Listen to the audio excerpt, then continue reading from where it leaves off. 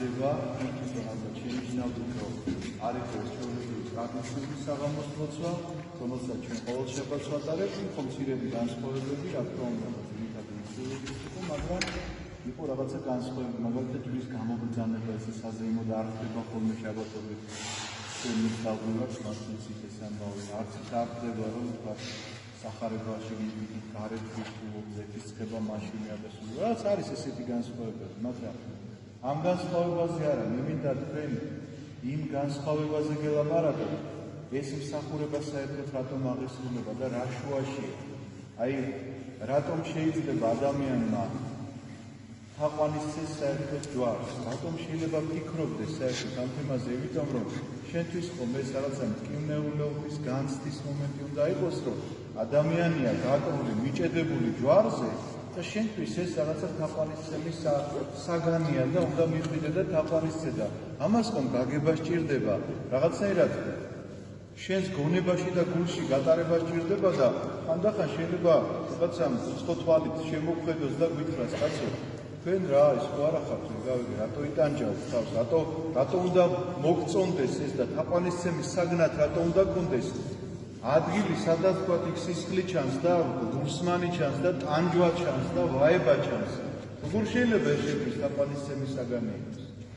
სინამდვილეში ჩემოძვით ფასებო, ცოტა შორიდან უნდა დავიწყოთ ჩვენ, რატომ უნდა იყოს ეს ჩვენთვის თაყვანისცემის საგანი? როდესაც ადამი ცოდვით დაეცა, პირველი რაც ღმერთმა დაავალა მას, ცოდვის გამოსასყიდი მსხვერპლის შეწირვა უნდა დაეწყო.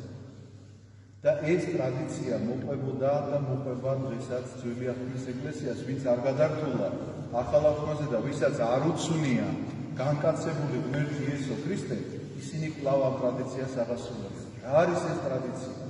ეს გახლავთ სისხლიანი მსხვერპლის შეწირვა.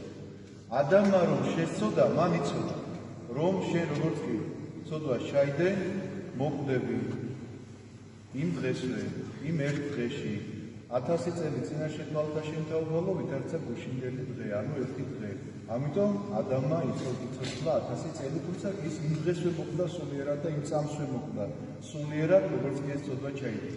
მაგრამ რა შუაშია სისხლიანი მსხვერპლის შეწირვა? ამასაც ხომ ფიქრი სჭირდება. მე თუ ეხლა ცოდვა ჩავიდინე, სხვას რომ დავკლავ, ამითი გამოვისყიდი?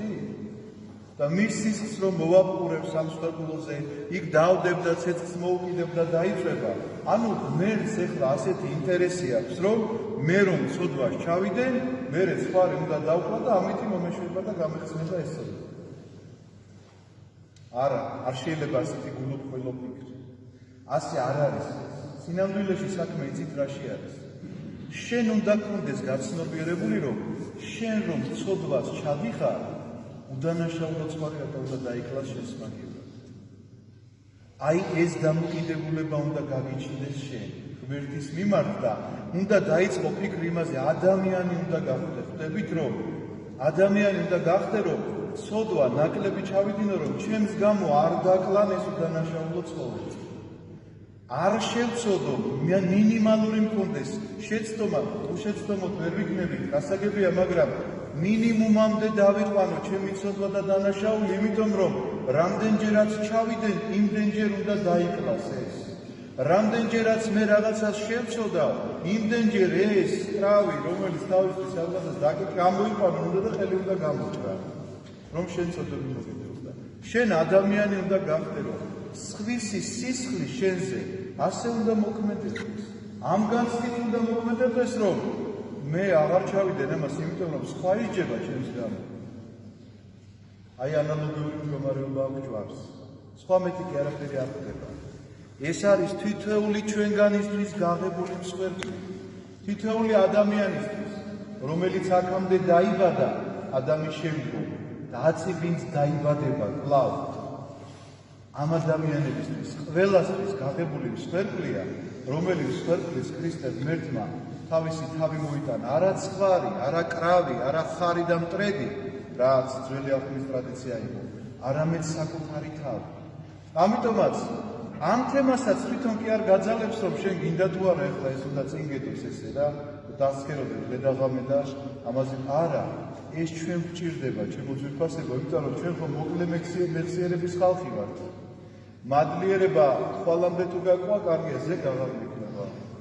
ეს მადლიერება საიდან უნდა მოდიოდეს? იქედან რომ ამას რომ ხედავ, მადლიერება უნდა აღეძრა შენში, რომ შენ რაც უნდა მოხსულოდა, ის სხვას მოუვიდა შენს მაგივრად. და შენ რატომ უნდა მოხსულოდა, იცი?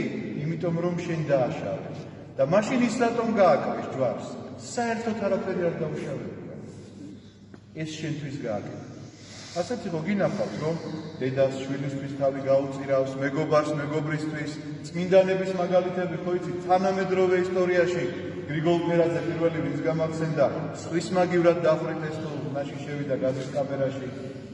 ზოგიერთ ამბობს, ზოგი მეორეს, მაგრამ რა მნიშვნელობა აქვს? ხო, შეუძლია ადამიანს გააკეთოს ეს. არ იყო თვითონ დამნაშავე, მაგრამ გააკეთა, მაგრამ როგორც ადამიანი რაღაცა ცოდვა მაინც ჰქონდა.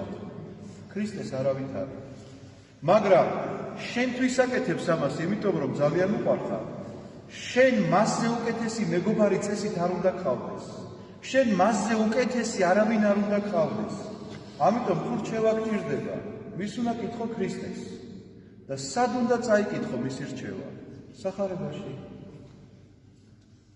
მაგრამ ჩვენ რჩევის საკითხად კითხავებთან მივდივართ. მეგობრებს არ ვეძებთ ქრისტეს სახით, სხვანაირად ვეძებთ ამ მეგობრებს და ეს თითოეული საქციელი კვლავ და კვლავ იწვევს აი ამ შედეგს, რომ ქრისტე თქვენ გონიათ რომ 21 საუკუნის უკან გააკრე ჩვენს დამთავრდა, ამით არა.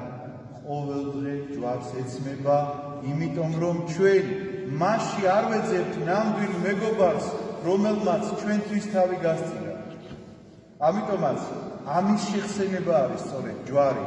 სწორედ ამის გამომზეურება არის ჯვარი და შენში ამ სინათლის შემომტანი უნდა იყოს ეს ჯვარი, რომ შენთვის დაიკლა, შენთვის მოკვდა და ის არის შენი საუკეთესო მეგობარი, რომელსაც შენთვის სიცოცხლის გაწირვა შეუძლია.